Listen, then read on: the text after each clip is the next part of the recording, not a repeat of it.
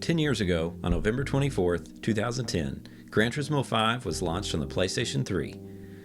Looking back, GT5 marked the beginning of a new era for Gran Turismo, bringing it fully into the world of online gaming. Although internet connectivity technically debuted in a special version of GT4, and then again in GT5 Prologue, it was Gran Turismo 5 that saw it come to players around the world in a full-featured game.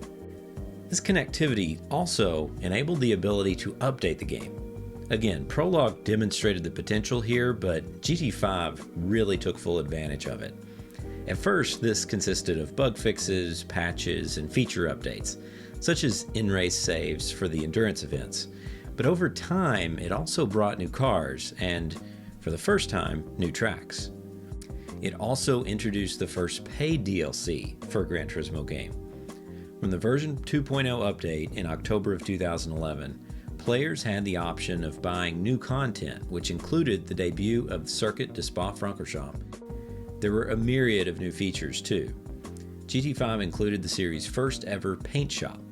It let players paint almost any car in any color if they had the appropriate paint chip.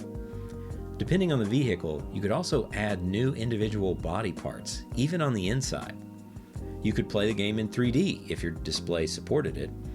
It was impressive, but it never really caught on, and the technology has since fallen out of fashion.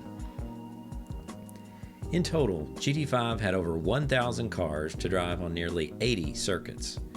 Many of those also supported full day and night cycles, with geographically accurate stars at night. It also included variable weather, which not even GT Sport can offer today.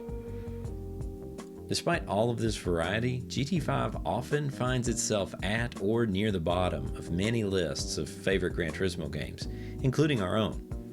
That's because of some odd design choices, such as the XP-based progression system, which locked some cars away until you achieved a certain level. Given that some cars were only available on a billion-day-long used car dealer rotation, you might miss out on a car you needed for an event permanently. The online car dealership remedied this until GT5 servers were eventually turned off.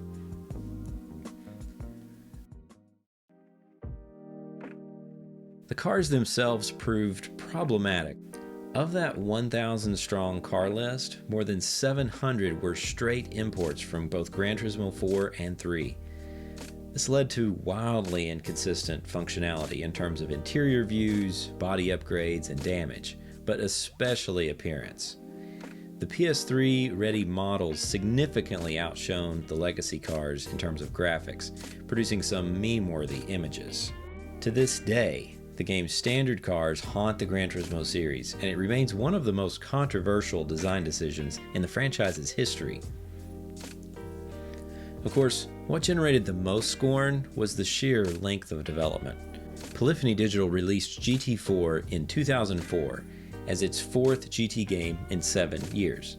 The company went on to publish Tourist Trophy, Gran Turismo HD, GT5 Prologue, and Gran Turismo for the PSP. But it took a full 6 years before we finally saw Gran Turismo 5 in all its glory, with the title arriving more than halfway through the PlayStation 3 console generation. Despite all the delays and controversy, Gran Turismo 5 sold well. As of today, it remains the second best-selling Gran Turismo game ever, with 11.9 million copies sold. Looking back, what are your thoughts on Gran Turismo 5? Were the standard cars a deal breaker for you? Was the game worth the wait? Share your thoughts in the comments. Till next time, this is Jordan with GT Planet.